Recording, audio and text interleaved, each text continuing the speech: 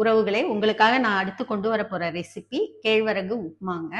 இந்த கேழ்வரகு வந்து சிறுதானிய வகையை சேர்ந்த ஒரு தானியங்க. இத வச்சு நம்ம களி இந்த மாரிலாம் செய்றாங்க. நம்ம வந்து கேழ்வரகு அடை இந்த மாரிலாம் செய்றாங்க.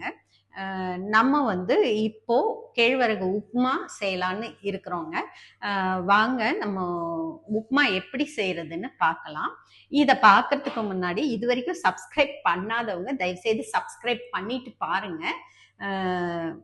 தேங்க்யூங்க.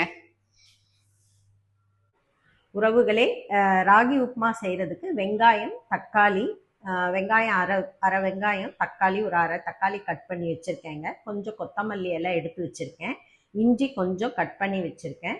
பூண்டு ஒரு 2 பல்லோ இல்லை 1 பல்லோ கட் பண்ணி எடுத்துக்கலாங்க. பச்சை மிளகா ஒரு அரை மிளகாங்க எடுத்து வச்சுருக்கேன். ராகி மாவு ஒரு கப் எடுத்திருக்கேங்க. அதில் கொஞ்சமாக சால்ட் சேர்த்துருக்கேன். இதில் கொஞ்சமாக தண்ணி விட்டு பெசரி எடுத்துக்கணுங்க.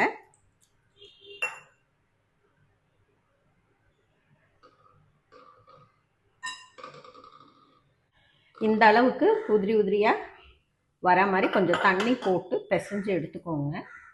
இப்போது இந்த இட்லி தட்டில் துணியை போட்டுட்டு இதை வந்து இதில் இப்படி போட்டுக்கோங்க. போட்டு இட்லி கொப்பரையில் வேக வச்சு எடுத்துக்கணுங்க. நல்லா உதுத்து விட்டு போடுங்க.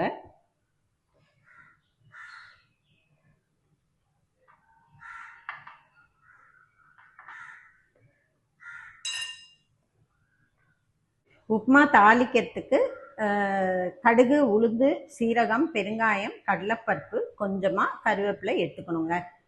கடாயில் எண்ணெய் காஞ்சிருச்சுங்க. இப்போ கடுகு, உளுந்து, பெருங்காயம் இது தாளிக்கிற சாமானு இதில் போட்டு பொரியிற வரைக்கும் விட்டுறணுங்க. பொரிஞ்சு வந்துருச்சு. இப்போது வெங்காயம், தக்காளி சேர்த்துக்கணும். சேர்த்துட்டு இதை கொஞ்சம் நல்லா வதக்கி எடுத்துடணுங்க. இது வதக்கணும். இது கூட வந்து இஞ்சி, பூண்டு, பச்சை மிளகா இதையும் சேர்த்துடணும். சேர்த்துட்டு இதையும் நல்லா வதங்கணுங்க.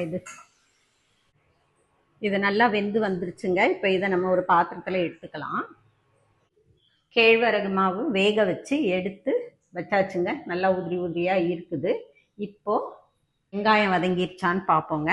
வெங்காயம் வதங்கிருச்சு. இப்போ இது கூட இந்த வேக வச்ச கேழ்வரகை சேர்த்துடணுங்க. சேர்த்துட்டு இதை கொஞ்சம் நல்லா கிளறி விடுங்க.